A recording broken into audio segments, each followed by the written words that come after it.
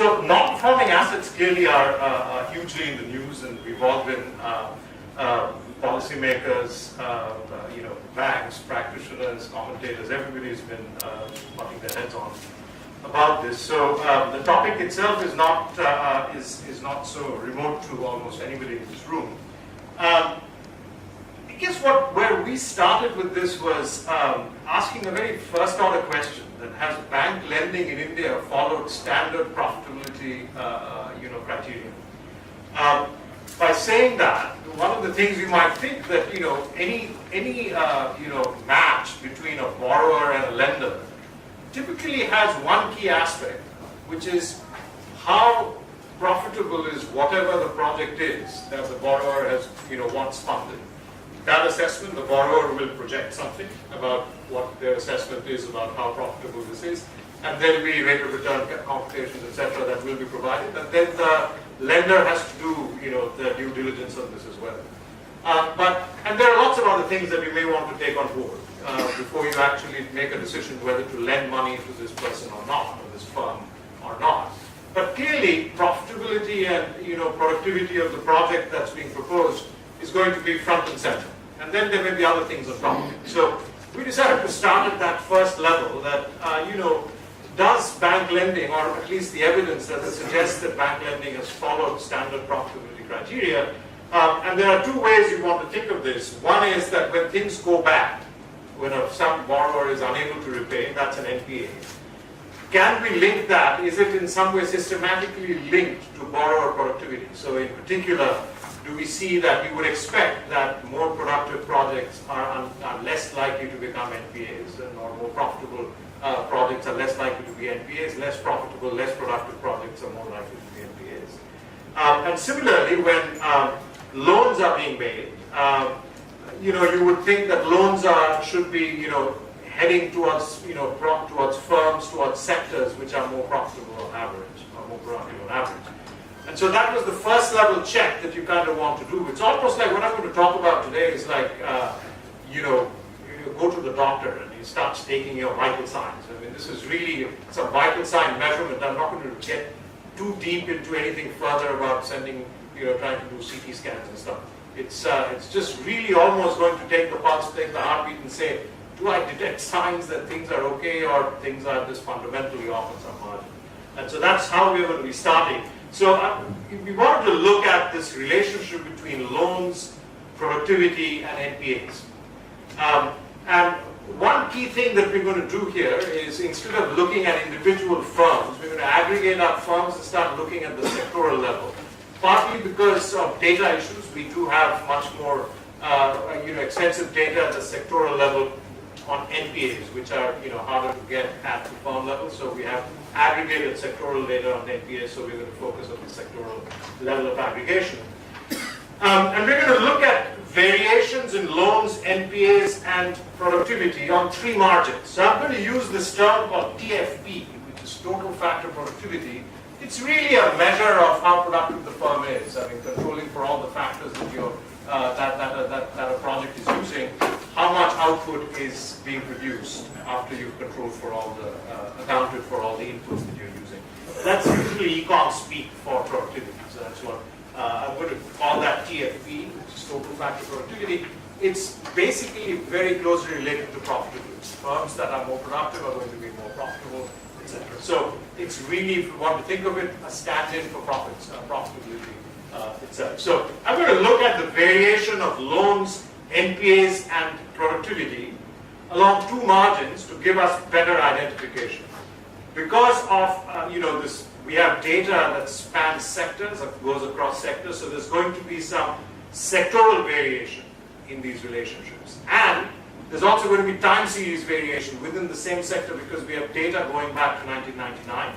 So we have almost 18 years data that we can use. So we have variation for the same sector over time, and at any point in time, we have variation across sectors in these relationships. So that's just going to give us better identification. And so those are the two variations we will exploit to see what this relationship is like. Does it stand scrutiny in terms of our standard way of thinking of profitability dictating matches between lenders and borrowers? That's sort of and when things go wrong, those things are also, are they related to profitability issues? So, okay, so our data, just a very quick summary of what our data sources are. The first big data source is the bank statistical returns data. It's called the BSR database, which is essentially comes from the RBI. So from here we get amount outstanding by sector between, I mean, this is actually required filings that every bank has to make. So the RBI has this data at the branch level for each bank. But we are going to use the aggregated version which they have shared with us. So we have data from the BSR for amount outstanding by sector for this period, 1999 to 2018. And the amount and the way this data is typically reported is that outstanding loans are broken into 4 broad categories, where group 1 is something that is current, it's a performing loan, in other words, they're current on their repayment obligations, and 2 to 4 are what are classified as various types of NPAs, basically. So we're going to call categories 2 to 4 as NPAs, we're going to clump them together. For the productivity data at the sectoral level, we're going to use the CLEMS database. So this is actually a fabulous international effort that is being run across countries by, there are many participants, but it's run out of the University of Groningen in Germany, but it has partners in China. In India, the Indian partner is the RBI.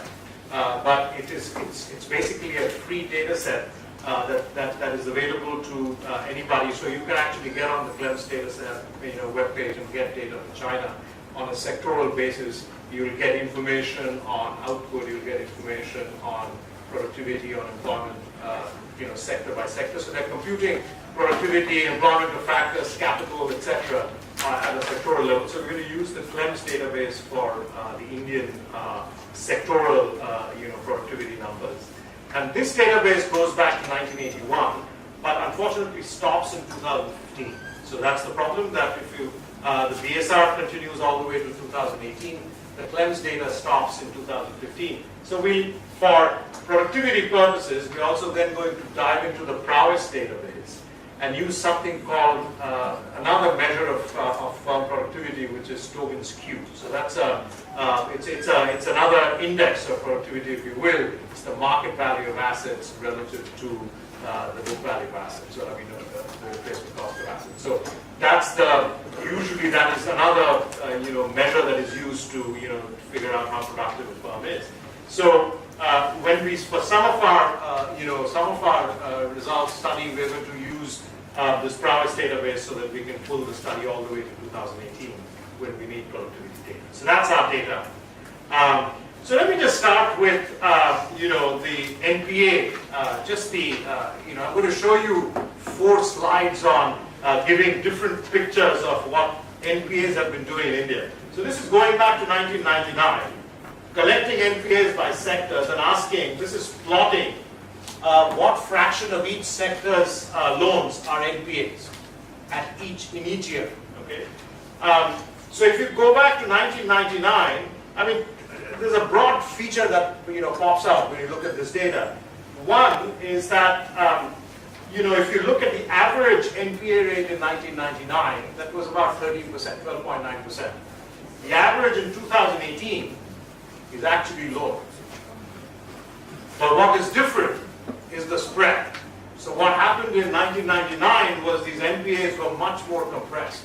There wasn't a whole lot of sectoral variation. What has happened in 2018 is that there's way more sectoral variation than there used to be.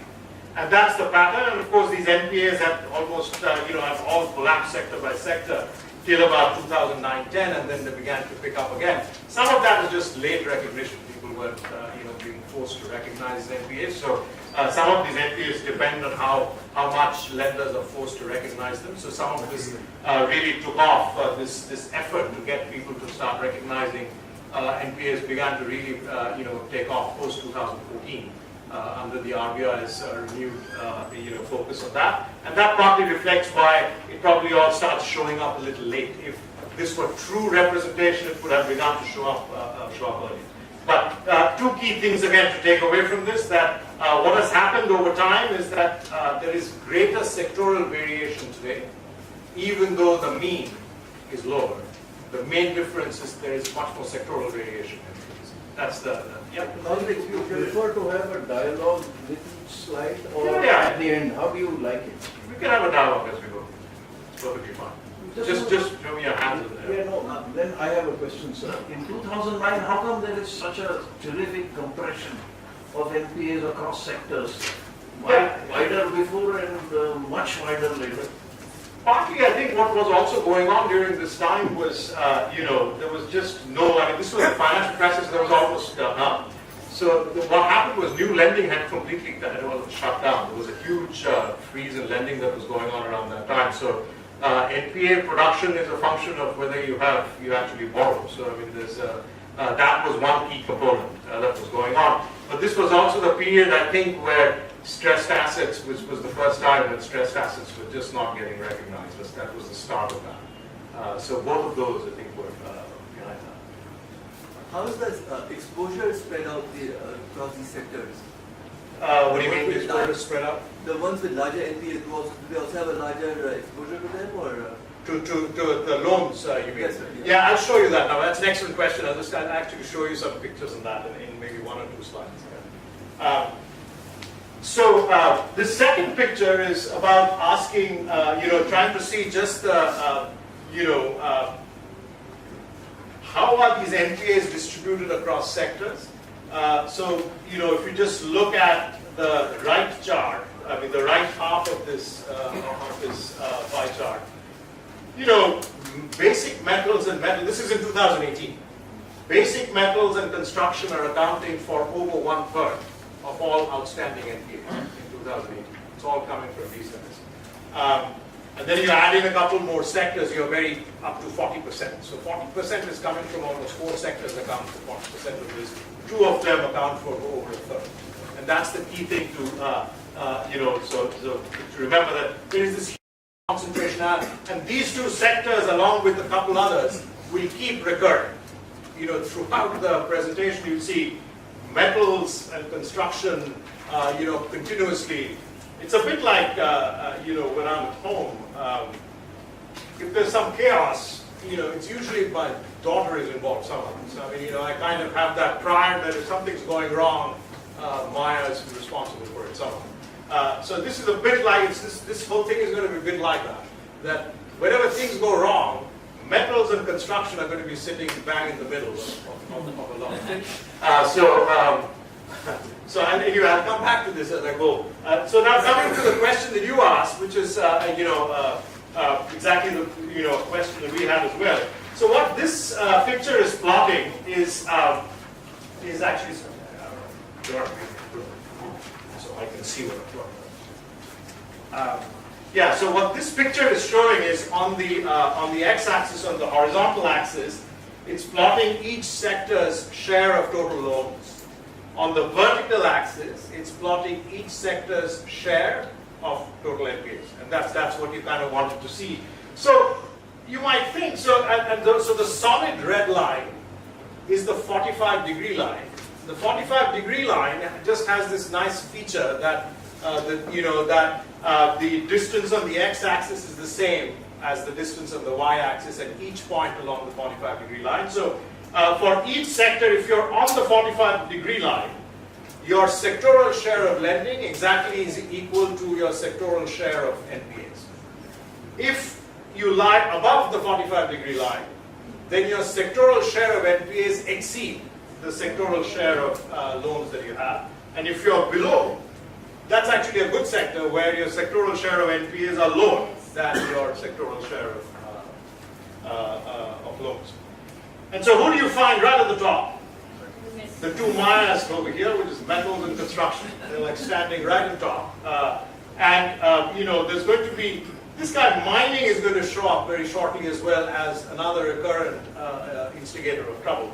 But in general, just keep focused on, and the other thing I did was, what we decided to do was, the 2 dashed lines, the 2 dashed red lines are saying, just to give you a sense of how much off they are from this equal shares line, is the plus 30% or minus 30%. So if you're above the top dashed red line, your NPA share is more than 30% greater than your loan share. And if you're below the bottom dashed line, then your NPA share is 30% below what your, at least 30% below what your, so these are sectors that are doing actually really well. And the sectors that are way above that are really off. So, Doctor, yeah. the previous spy indicated agri as one of the dangers, if I remember correctly, 8%. I don't see agri here. Why is that? They're there. I don't think we just ran out of space here to, you know, Okay. notice that this guy over here would be more than 30%, but we just don't have it. It's just that the sectoral share of total lending is not is going to dictate who's there, who's not. For the agri, this is 2018. The agri thing that you're mentioning is the prior thing. So there's no agri in 2018. Yeah, no, I mean that's right. So I mean, so This is I guess 2018. So in agri, there's nothing in 2018. that's right. So I mean, This graph is also 28. Yeah. So This- both are 2018. There's no agri. you know, there's another picture here which will tell you what was going on with this agri. So the next one is actually picking up what was going on with, you know, what fraction of each sector's loans are NPAs. You know, and so the first column is 1999 and 2018 is the second column. The red ones, all the sectors that are noted in red are the sectors where NPAs have risen. And the green ones are where the NPA, NPA share has actually fallen. Sorry, you had a question? Yeah. So on these highly risky loans and metals, these Reading sectors, about it more. was but it there's ever much priced less. in giving out these loans, you know? So that's we don't know, we don't have the loan rate data at the level of, so that's we need to know individual firm level data to be able to get that, which we don't have, which is why we are trying to do this at the sectoral level. That's exactly the right question to ask, which is, I mean, that would be the first best way of trying to tease it out, that were they, so we are doing a second best, which is what we're going to try and see, in the absence of first best data, can we still tease out the story, and so which is what we're going to try to do. So again, what you see is, right at the top, the ones who have expanded like crazy, their NPAs have just, ballooned in the last 19 years or 20 years, have been basic metals. These guys, of course, construction is up there as well. In terms of percentage point changes, it's not that high, it's 3 percentage points, but construction is always a bit high. I mean, that's the other thing to remember. But you've got like these other sectors, electricity, gas, and water, which again, from just anecdotal evidence shouldn't surprise you that it has grown from, we used to be just 3% of loans were NPAs in the sector. It's now 17% is how much it has grown. And then you've got a few other sectors as well. So mining and quarrying clearly has gone from 9% to 25%. That's this other sector that I was talking about that will keep recurring as we keep going along. So you have the usual suspect construction, which is always high. But then you've got basic metals and mining and quarrying, and these guys are just off the chart in terms of how much it's grown. So that's the overall picture of what's going on in the sectoral breakdown today, what the NPA shares are, what it looked like back in 1999, how things have changed over time, and which are the sectors whose sectoral NPA shares are way, way off the chart relative to their loan shares. That's the overall picture. Okay, so now I come back to what I started with, that our focus is on trying to understand, has lending generally followed profit-based criteria or not? And so this is where we're trying to do a second best, trying to tease out the story from somewhat imperfect data. So we start with this productivity fixation. We say that, look, sectors which have high productivity should have higher profits. That's a general kind of story, which is true globally. And so that's what we would expect, that sectors with high TFP should have higher profits. And then profit maximizing lenders should be lending more to sectors with higher profits. So you should see sectoral loans and productivity should be positively correlated. Like when you see loans being extended, there should be sectors that are more productive should be getting more loans. Sectors that are less productive should be attracting fewer loans. Moreover, high profit sectors should also have lower NPAs because you're making greater profits. You shouldn't be, your loans should not be becoming non-performing. So we should see sectoral productivity and NPAs should on average be negatively correlated. Right? That sectors that have high productivity should have lower NPAs. That's the other thing that we expect. So does this show up in the data or not? So I'm going to show you two cuts on the data. Before I go to the sectoral data, I'll just show you the aggregate data. And so in the aggregate data, where we are collecting, for the nation as a whole, we've collected everything. And we are asking that periods of, so just look at the last row. Okay, so the bottom row, if you will. And these are correlations between TFP growth at the level of the country versus the NPA to loan share. I mean, so how is that thing changing? And so clearly, what's going on is periods of high productivity growth are correlated negatively with NPA shares overall. So the NPA to loan shares are usually lower during periods when productivity is high at the level of the country, at the aggregate level. That's exactly what we thought we should see. High productivity, low NPAs, low productivity, high NPAs. That's that negative correlation. Also, periods of high productivity growth should also correlate with high loan growth. And that's exactly what you see, that it's positive correlation. And these stars are just ways of indicating that this is statistically significant. I mean, there are ways of checking that, but that's all that this thing is saying. In the aggregate data, exactly what I was saying does show up, that aggregate lending and aggregate NPAs seem to be following this basic idea that periods of high productivity are periods of low NPAs, periods of high productivity are also periods of high loan. You benchmark this to other countries, or? No, here I'm just going to do it with respect to India. Okay, so now I'm going to show you the sectoral split. Okay, so sorry, can I just go back to the previous slide? Yeah. So your premise of higher loan growth in the periods of high productivity kind of contradicts the fact that if somebody is highly productive, they would perhaps need to borrow less.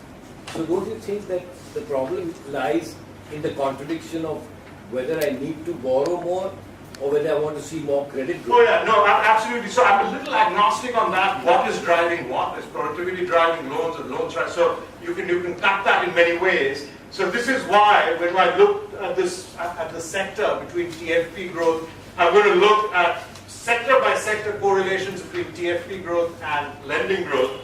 But you see for each sector there are 5 bars, 6 bars. And so what those bars are correlations and leads and lags.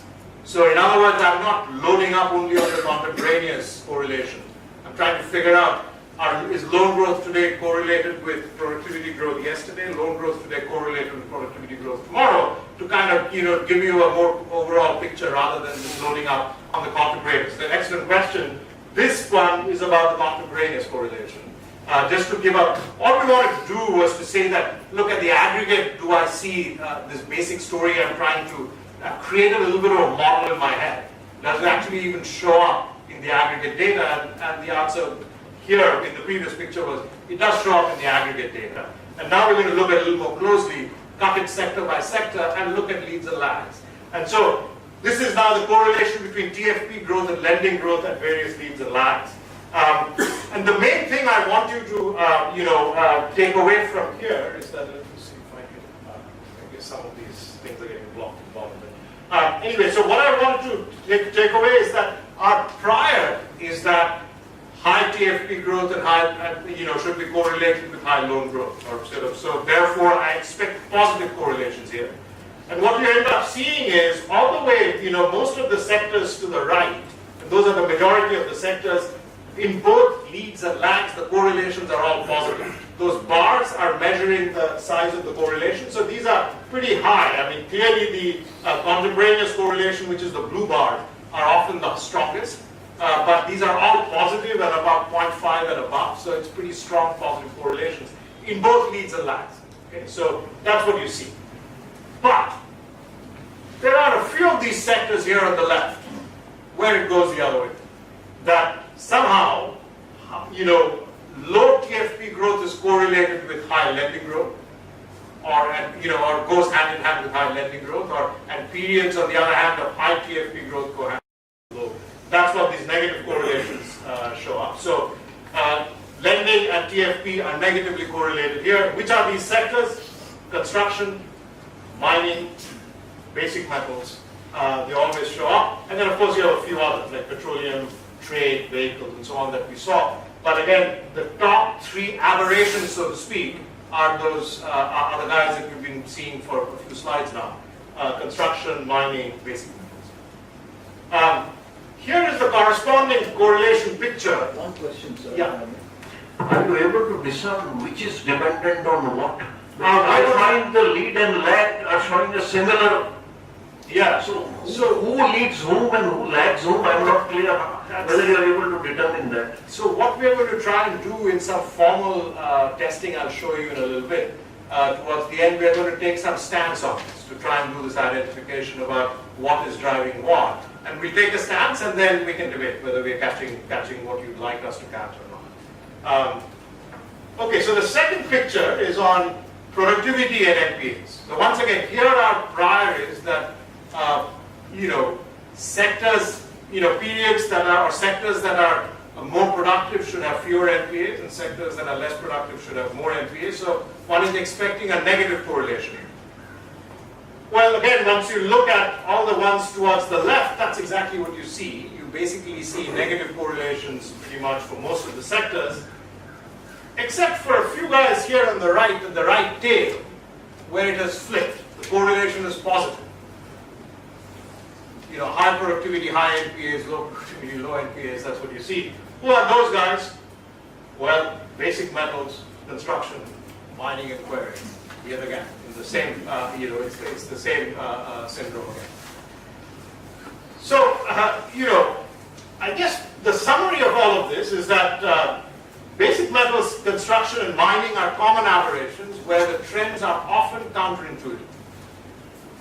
All the other sectors, well, most of the other sectors seem to go in intuitive ways, where productivity and lending growth are positively correlated, productivity and NPAs are negatively correlated.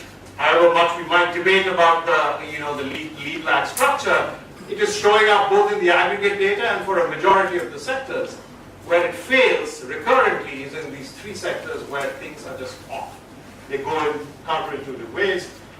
The interesting bit is that these three sectors collectively account for 36% of all NPAs. In fact, accounted for more than 40% of all NPAs back in 2017. So in 1 year, because some has gone off the books. So it's 36% of all NPAs. They only account for, these three sectors, they only account for 13% of outstanding loans. But they account for 36% of outstanding NPAs. So that's the scale of the issue surrounding these sectors. So the question is, clearly this visual, identification reveals that they seem to be outliers.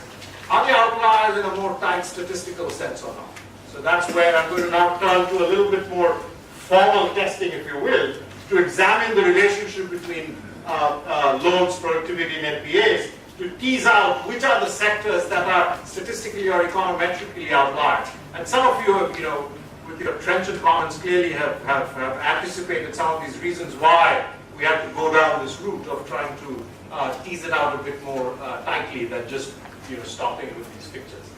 So for this, I have to write down some econometric model about what my model of the world is. So I'm going to start by saying that, okay, so loan growth for each sector. So L is loans, change, and so the delta sign in front of that is indicating change in loans or growth in loans. And so I'm going to say that thing is a function. Notice that there are two subscripts there, I and T. So I have observations for each sector I in each year T. So that's those two subscripts. I denotes the sector, T denotes the time. And so that's that variation that I talked about. My data has variation across sectors, so across the I's, and it has variation for the same I over time. So I have these two NPA share of each sector. That's what this thing is trying to do. There's a lot of sectors here, so let me just point out the guys who stand out. So here goes mining. The blue line is the actual sectoral NPA share. The red is the predicted from the model. That's what it's predicting. Now notice over here, I've controlled for all of these things that people typically think are responsible for NPAs.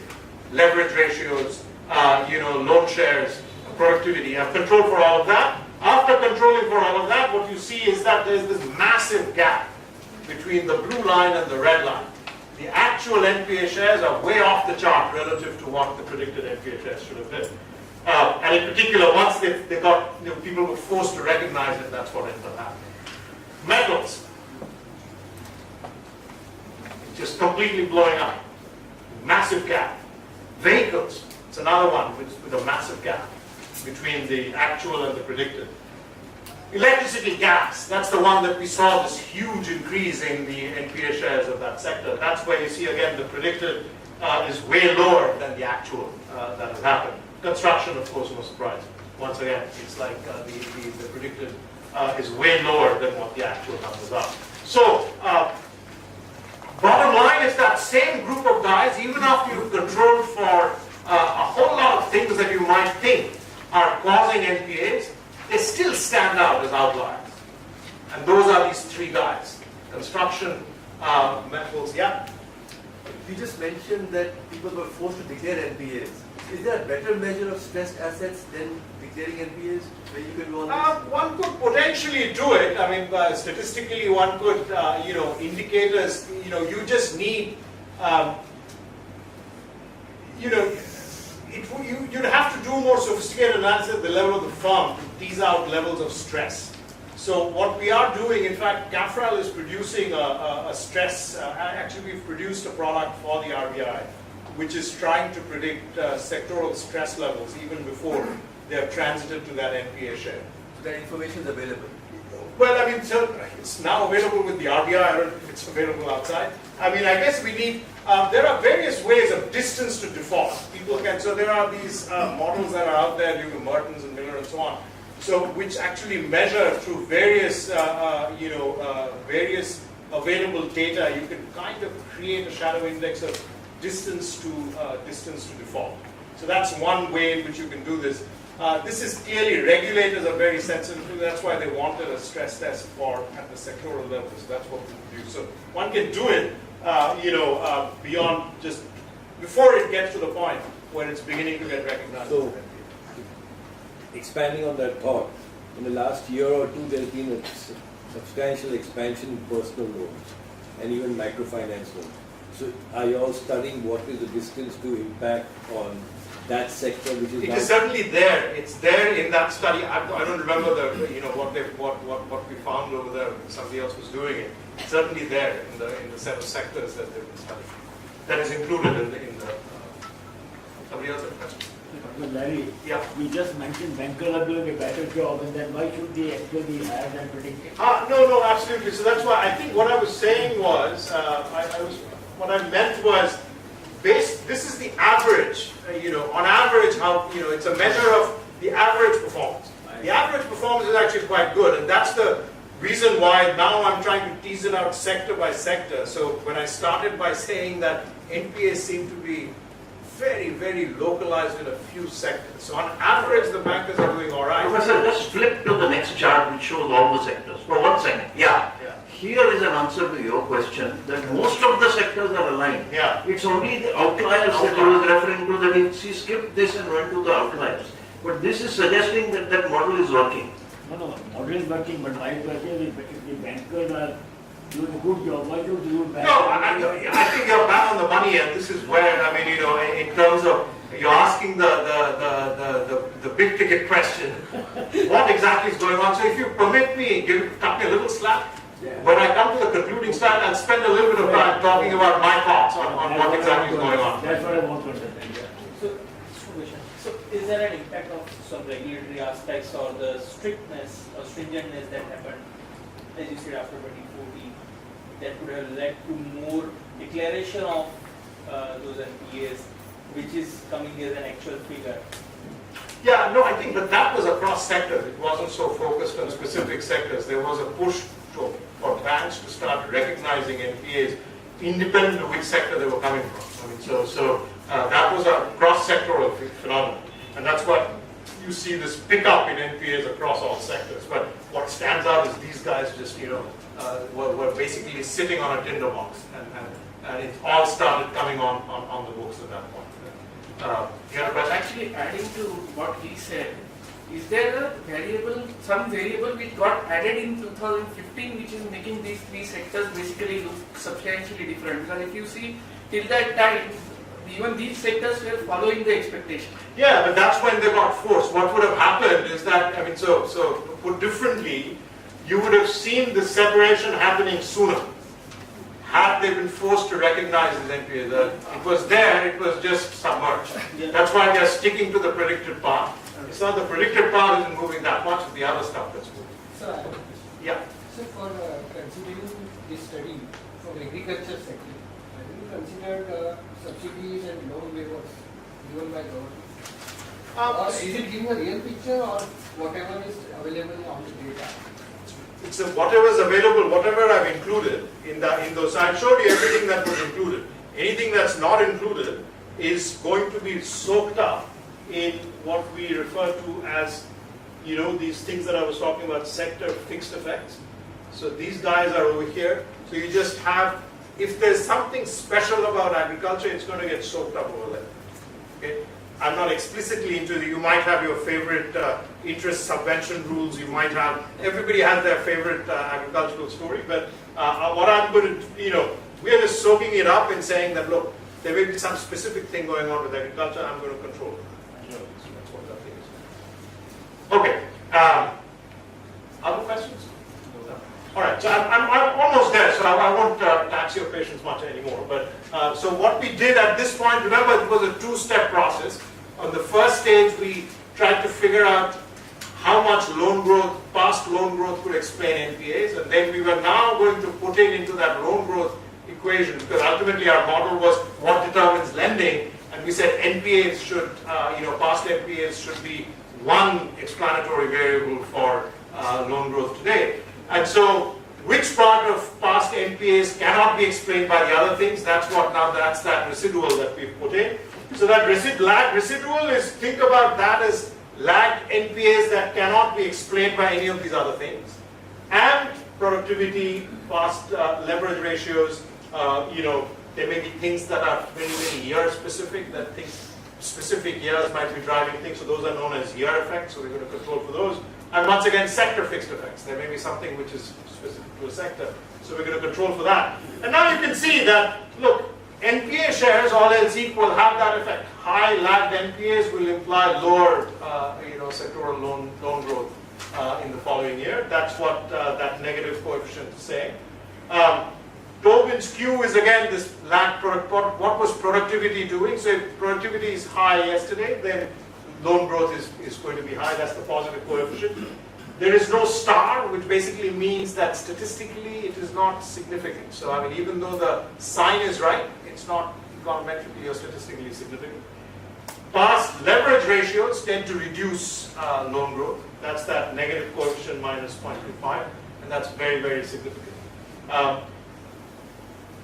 And now using that, if you actually compute how much of actual loan growth can I explain, actually do a pretty good job.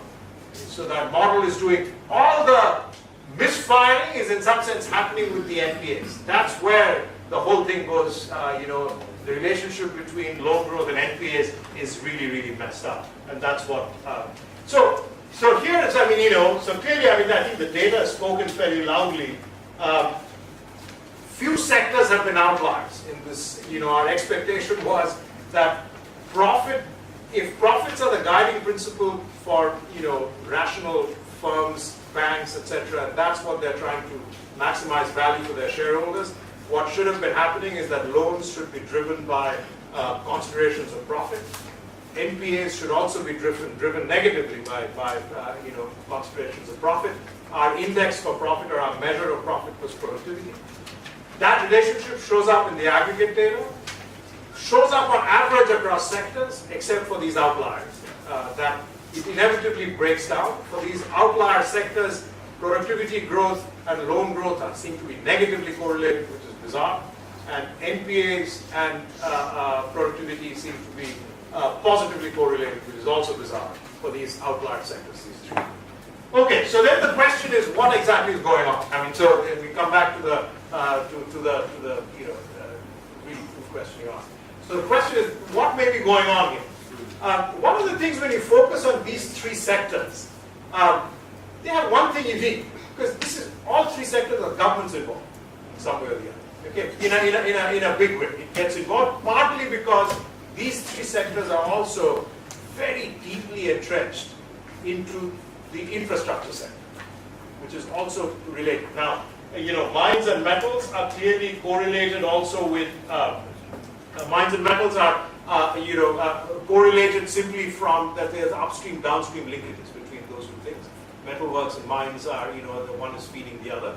Construction then is feeding off both of those. And all of that is hugely made massive input into the infrastructure sector, which is where the government is sitting in a big way. So that's the overall landscape of these three sectors.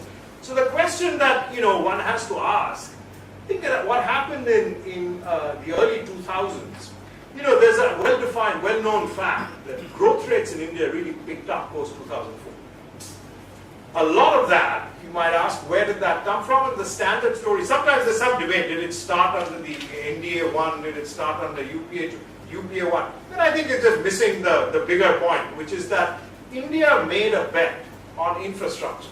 And because there was this very big debate that was going on about what is the major constraint, just like people do these World Bank studies where, World Bank assessments, people file reports of what do you feel is the businesses file these reports. Infrastructure was getting routinely flagged as a major constraint. So India made this bet, except that post-2004, this bet was we're going to ramp up on infrastructure, but we're going to come up with a different funding model. The traditional way of funding infrastructure is the taxpayer funds the whole thing, and infrastructure is also maintained by the taxpayer, funded money. It's the public provision and public maintenance. Both of those things are done publicly. We changed the model a bit.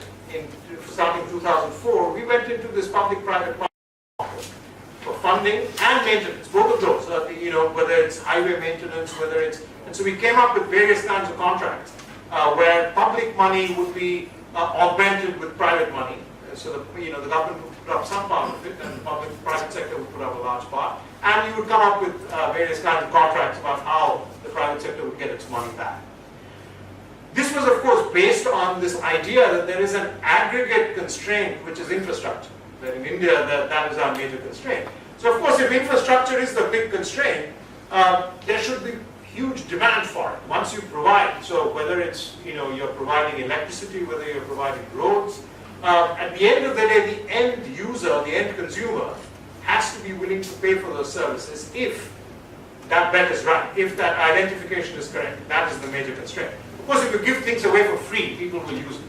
The question is it effective demand? What matters is there effective demand or not? Are you willing to pay how much you truly value this? Or is it just getting water for free so you're just using it? Or you're getting electricity for free so you're using it.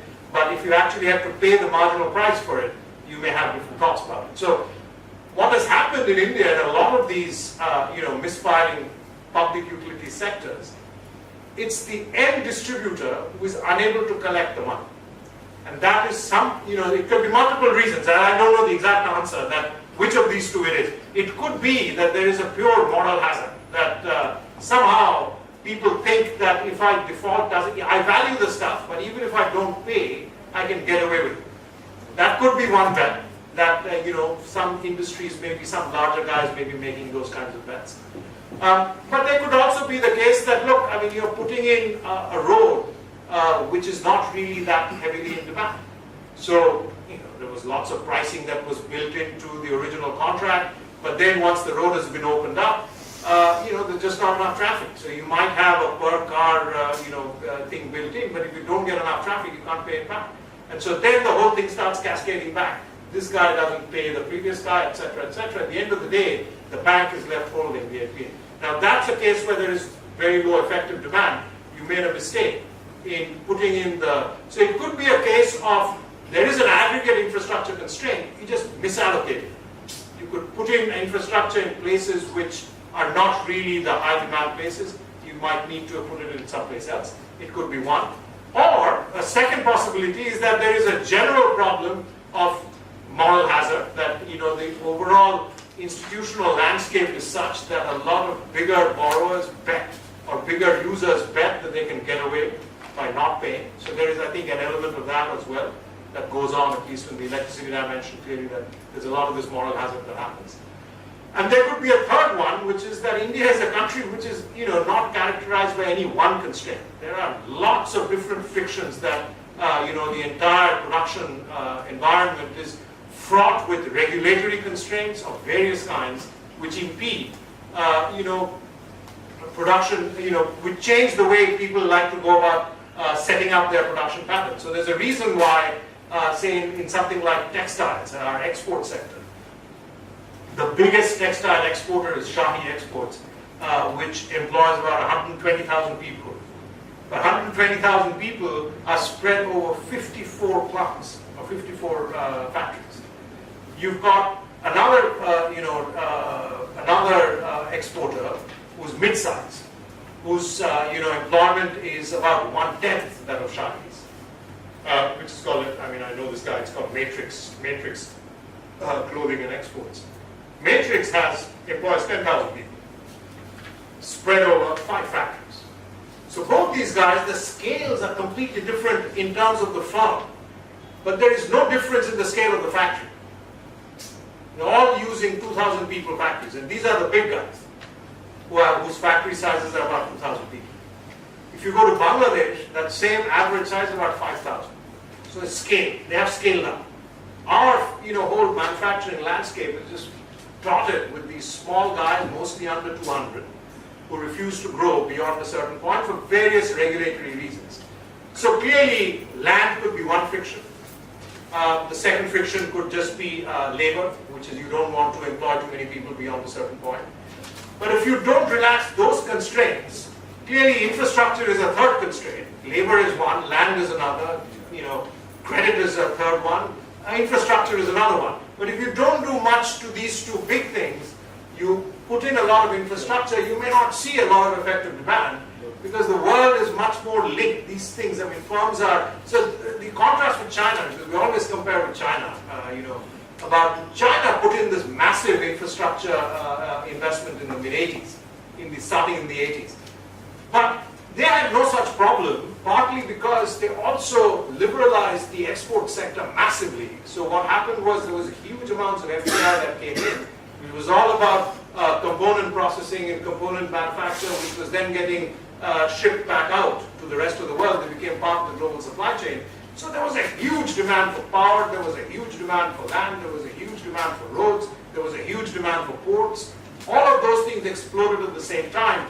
So there was no dearth of effective demand. And that's the key word here. Is there effective demand or not? So this is, I think, something that India we need to be thinking hard about. That, we seem to be focusing often on marginal changes to existing policy regulatory hurdles. And maybe the solution really is, that's like putting Band-Aid on a place which is likely to go gangrene if you don't do some serious intervention now. So it might require much more across the board interventions than sort of going after just let me open up some infrastructure here. It may not solve the problem. We need a much more hands-on across a broad spectrum approach than these marginal things. So that's my rather long-winded answer to your question.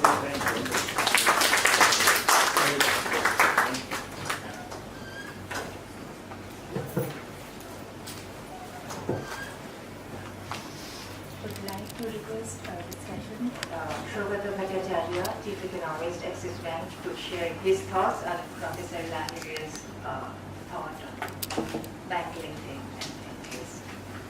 Thank you, Shubhita. Thank you. And thank you, Vijay sir, for this wonderful opportunity.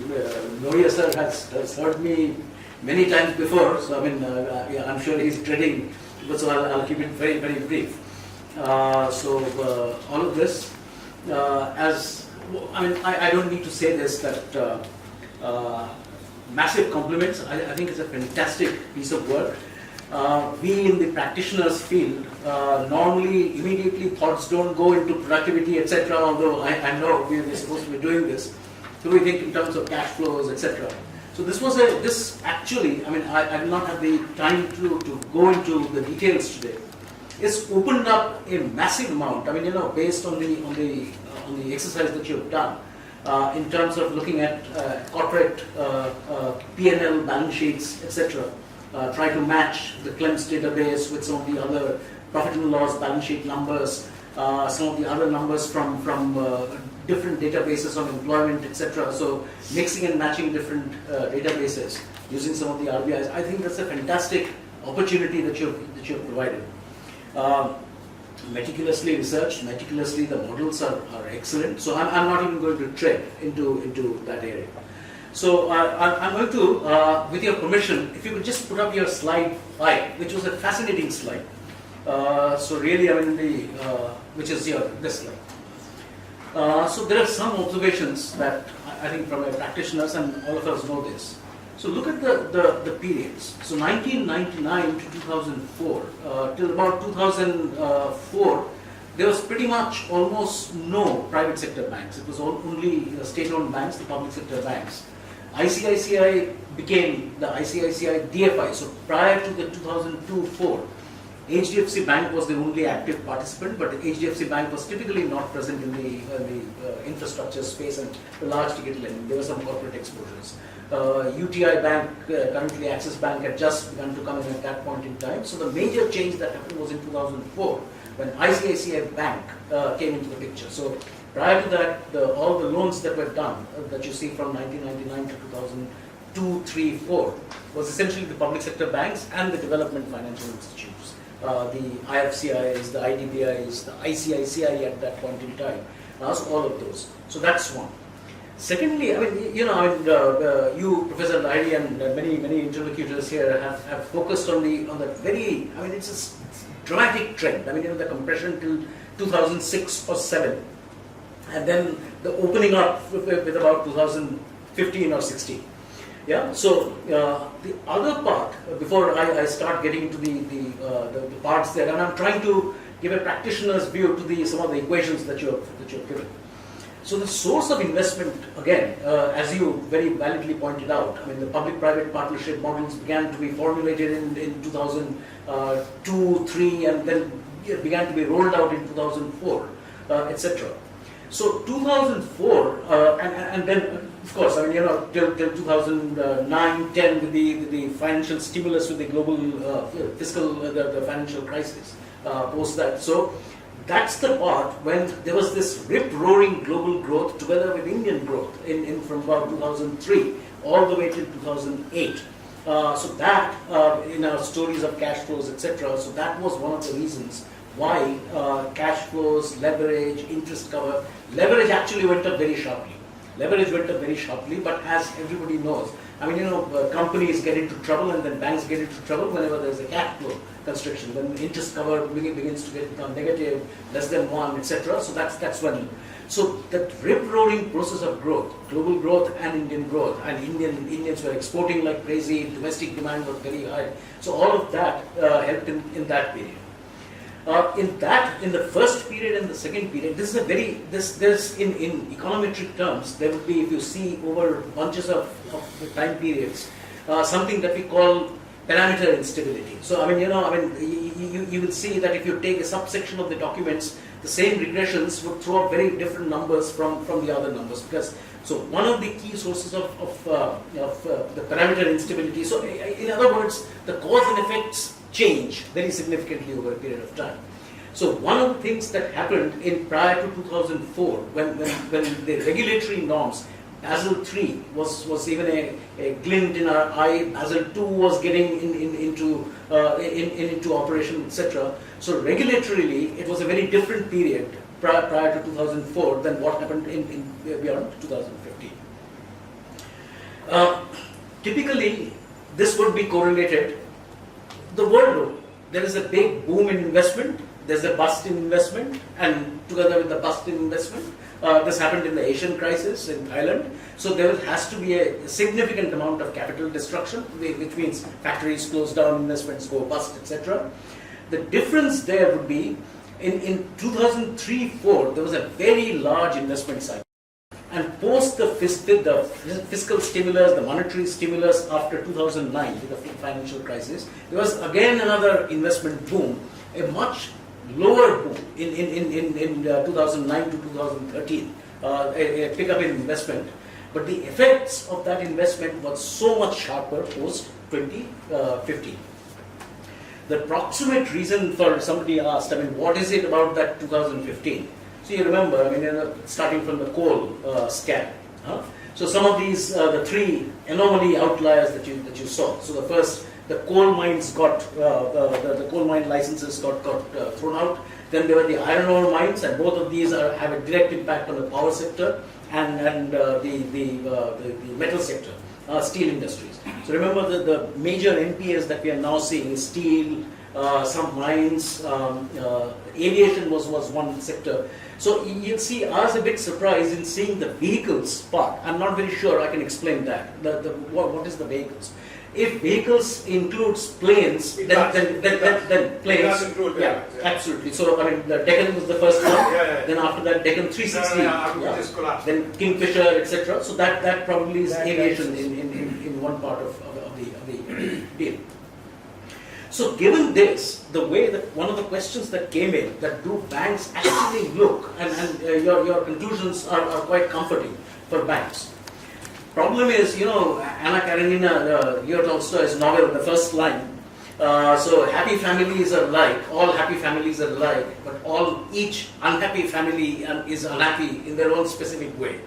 So which is exactly what you see in each of these. So there are different causes. So somewhere mines, somewhere some power plants which had signed power purchase agreements with the discoms were broke, the discoms were no longer there, public sector banks had exposures to the discoms. So each road sectors, as you mentioned, I mean, traffic did not come about on the road sector to the extent that they had initially thought. Engineering is partly construction. In banks we have two types of construction. One is the real estate construction, the other is the infrastructure construction. So engineering is tied up with construction, and again there were two or three large corporates, and even this, the share of the NPAs that you see, it's actually pretty concentrated in two or three large exposures skews the entire thing. So that there are some sectors where it's actually uniform, much more uniform, but there are some sectors where there is actually, so basic metals, it's actually remarkable. I mean, 45%. When I saw this chart, my eyes popped out. I mean, 45% of the total loans, this is percentage of total loans, which is exactly what you do as your GNPA. So the question, one of the final things that I'll talk about, so that's the cause of the sector stress that you are seeing in some part of this. The way the banks price, the way the banks lend and price the loans, very important part, and there was a question in here on the pricing of the loans.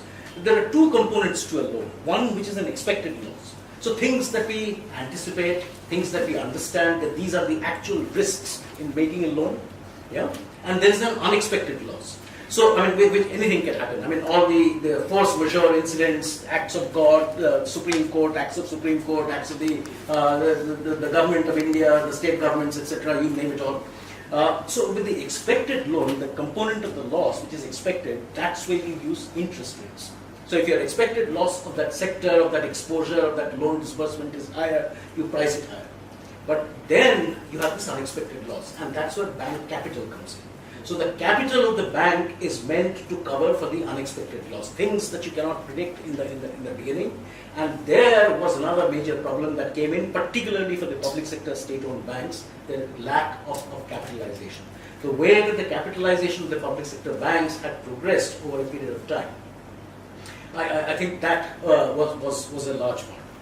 Let me finish by saying that, again, I mean, these things are beginning to come off. The other part that caused that massive spike, as you mentioned, Professor Lahiri, Dr. Lahiri, in this, the other part was the Reserve Bank of India's insistence on doing this asset quality review, AQRs as it's called, forcing the banks. Still, before that, there was a lot of, all of these went up. Going forward, my sense is that we are much, much better now. I think the regulatory regime that we are in, both from a macro perspective, the capital buffers, the capital conservation buffers, the counter-cyclical buffers, etc. So the unexpected loss we are providing much better coming in from now. banks' risk management, even the public sector banks, risk management of the public sector banks is far, far better. The regulatory oversight of the banks in particular sectors is also better. Certainly banks will have NPAs. The question that we had on agriculture, the more granular loans, I mean the small and medium enterprises, the retail loans, etc., there will be problems because whenever there is over-lending, and there's been an over-lending to a certain sector, the benefit of those loans is that they're much more granular. 2 or 3 loan accounts will not blow up the entire sector. So with this extent, with this, again, let me compliment you on here. I mean, this has opened up so many avenues for further discussion, for further research. Again, my compliments to you, and thank you again, Bombay Chambers, for this opportunity. Thank you. Mr. Bhattacharya, Professor Lahiri, you want to add any of your input on Professor? No, I think I agreed with almost everything, not almost everything. Okay. Now the floor is open. Yeah. Just Any a quick question question? for you. Has the transparency and visibility into banks' portfolio, has that also improved now? Very much, very much. So remember, with your permission, Dr. Lahiri, so one of the reasons for NPAs prior to, I think it was 2016 when it came in, there is a database which is internal to banks, which is called CRILC, Centralized Registry for Large Credits, etc. So now banks, one of the key loan defaults, all of you know the loan, that particular default, is that no bank, I mean they had borrowed from different banks and banks didn't know who this particular company had borrowed from. Yeah, so and as a result, I mean it had already become an NPA and some, and this resulted in evergreening, etc. to a very large extent. So now with this CRILC database, there is another database on securitized assets called CERSAI.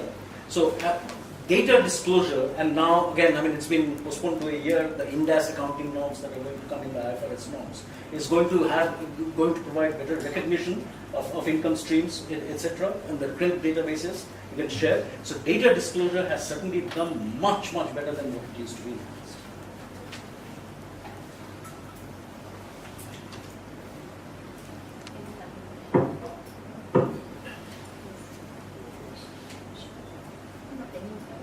Yeah, any other questions? Does anyone have? Can you come back to the last concluding slide?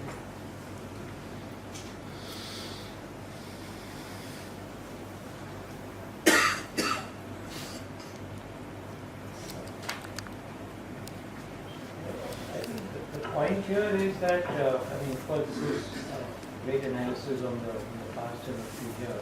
And some of the points raised in the context of, the NPAs or the feared NPAs in the NBFCs, etc. Is there something which can portend what is hiding there in any of your analysis? Just as a crystal gazing. No, I mean, I think this is going back to something that was asked. I mean, I think if I start combining forces with the guys who did the stress testing at the sectoral level, will probably be the crystal gazing component would get a whole lot more clear. If I haven't done that, but maybe based on the questions, it's worthwhile doing. Trying to also add in a little bit about and to figure out where might the dark clouds be rolling in, I guess, which is sort of. And sorry, a related point to you and to you as well. I mean, what one reads is that at the end of the day, there is a mismatch between the liability and the asset side in the sectors which are the stress sectors. And the question often asked is, I believe in India, it was really the DFIs who lent money because their liability asset matching was much better than what it is by definition in the case of banks. So is that an issue really, that should banks not be lending? Well, you hear differing commentaries. Oh, now there is too much risk aversion, now banks are not lending. And then the question is that if you're, by definition, is a mismatch between the tenure of the deposits you have and the lending which you're supposed to do. So I don't know what is international best practice really. No, I mean, I think the standard banking model has this basic problem that your assets are long-term, your liabilities are short-term, and so that is just a general feature of. There was some suggestions I remember a long time ago saying trying to get rid of this problem by encouraging multinational banks whose deposit base is global. So you could sort of diversify your risks with no particular place, problems would. Deposits from one, withdrawals from one place wouldn't sink the bank. But clearly that has its own issues. I think in the Indian case though, what stands out is this big difference in terms of average NPAs of public sector banks versus private banks. So and this is why I kind of, I started saying the involvement of the government in these three sectors is somewhat instructive, because this is where it squares with anecdotal discussions of how is credit allocated by public sector banks. This is why on average the loan officers are doing fine.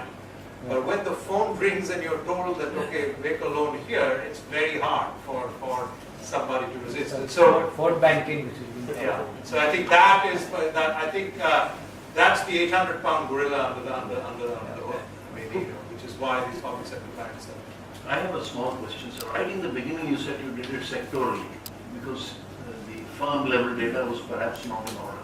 But looking at your model, financial data of listed companies is available. Yeah. The NPA performance of listed companies are also available. What is the difficulty that you saw in devolving the sector to at least the listed company counterparts?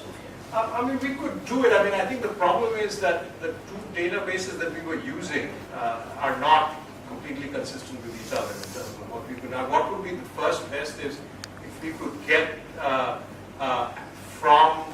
from because this BSR data actually has information at the branch borrower level. So if we had that, we could say a lot more. But the publicly listed guys sort of shrinks that base a lot. So so I think that's one of the things you don't want to. You sort of run the risk of ending up saying things which are very, very specific to individual companies. Yeah. But just to add to that, I think not in this study, but you mentioned this, the distance to default. So the KMB type of models, which actually look at stock market prices, because hopefully stock markets get it much before the credit rating agencies. As you see from the stock market signals from the equity markets, so that's an indicator for an early warning signal in many cases. Thank you, Dr. Lahiri. It's really an enriching session. Now, I have a small question. When you say infrastructure, it is not only India's concern, it's a global concern. And the private participation also not very new. We have seen private participation in Europe, almost it started in 1980s. And so now I'm not talking about the developed countries, Westerns, US and Europe. I'm talking about the BRICS nations, the developing ones. So how are they tackling this issue of NPAs? Should we be, like you say that our bankers are doing good enough job, so should we be complacent? Or can we identify some parameters from the global perspective, and then we can just tap on those? Thanks for the question. I think there are two things. So this is, in some sense, I was talking about this earlier, that one can deal at the level of a country or level of any institution. You can deal with one or two problems. Are easy to deal with. You kind of say, okay, I know what there is a problem here. I'll kind of figure this out. I'll put in place some mechanisms to take. The problem is when 2 or 3 or 4 constraints or four problems arise at the same time and they're all linked. So in this case, you enter into a public-private partnership. So now there's an issue of, the loans have to be priced. But then you own some banks yourself. And so now you're telling these banks that, okay, so maybe you should be lending to, certain guys that I tell you who to lend to. Now the pricing scheme itself is getting potentially compromised, because who should get the funds, at what price should they get the funds, how much should I lean on them to get the money out. That's the case because the Indian, the fact that 75% of credit goes through or assets are in with public sector banks is somewhat unique to India, we've gone into that model. A lot of the developed guys never went into that model. People built up infrastructure all over the globe. So as I said, I mean, when a few of these models, and then to depart from, so maybe the solution is to go back to a fully taxpayer-funded model. That may be one. Clearly, the institutional structure, if we are going to have the private-public model, the institutional structure has to be robust. That it can't be gained either with people, promoters taking their money out and with just making one-sided bets on this infrastructure. That's this moral hazard thing that I was discussing earlier, that you take your money out and then if you get repaid, it's only a one-sided bet you collect. If not, you just walk away. And that kind of one-sided thing is what leads to tainted capital, all kinds of pushback, and so that's a problem though with the institutional structure. We just need. So this is a regulatory perspective. Yeah. It's a regulatory perspective. Yeah. Anything else beyond this regulatory perspective to? No, I mean I think that's where the whole problem starts. I mean people begin gaming when you think that there are things to be gained. I mean and that is ultimately the regulatory structure. That if you have a regulatory structure that, this is why, I mean, if you look, and it's just not India, I mean, let me take a broad sweep story, which is going to go way beyond what the narrow question that you'd asked. But, think about the gaps across nations, just the order of magnitude. So if you think about the richest 5% of the nations in the world, you think of the poorest 5% of countries in the world, the per capita income differences are a factor of 50 per capita income gap. So you've got these guys on average who are 1/50th in places around sub-Saharan Africa relative to developed West. So the question is, what accounts for this? Is it capital? Is it education? Is it infrastructure? So people have spent huge amounts of time trying to decouple, just like a decouplation of these income gaps across countries into measurable things. Inevitably, whatever you do, there's a huge part that you just cannot explain. So all these measured things can at best get you maybe a quarter of the way. The way, whether it's property rights, whether it's enforcement of property rights, nothing else follows. Because who in their right minds would put money into anything where you think you either are not going to get it back, or you're just not investing, it's just one-sided bets you're making. Those are just wrong allocations. And so, but that is a function of the institutional structure you set up. And so, it starts from the top and it goes all the way. So, so again, it's sort of it's a much broader thesis than what you've asked. Any further question from this side? Okay. Thank you very much, Professor Lahiri. Really extremely thought-provoking and outstanding discussion. I hope you all enjoyed it. And if you have any particular topic in your mind on which we can arrange our next lecture, please share with us, and we will try our best to once again, heartiest thanks. And Mr. Bhattacharya also for excellent discussion on the comments on Amarty's topic and his thought. And now I would like to request Ashit Kampani, who is board member of Bombay Chamber, to deliver the valedictory address, please. Thanks, Sugita. I think before I begin my vote of thanks, I would request Mr. Vijay Srirangan to give the tomato to Dr. Amarty Lahiri.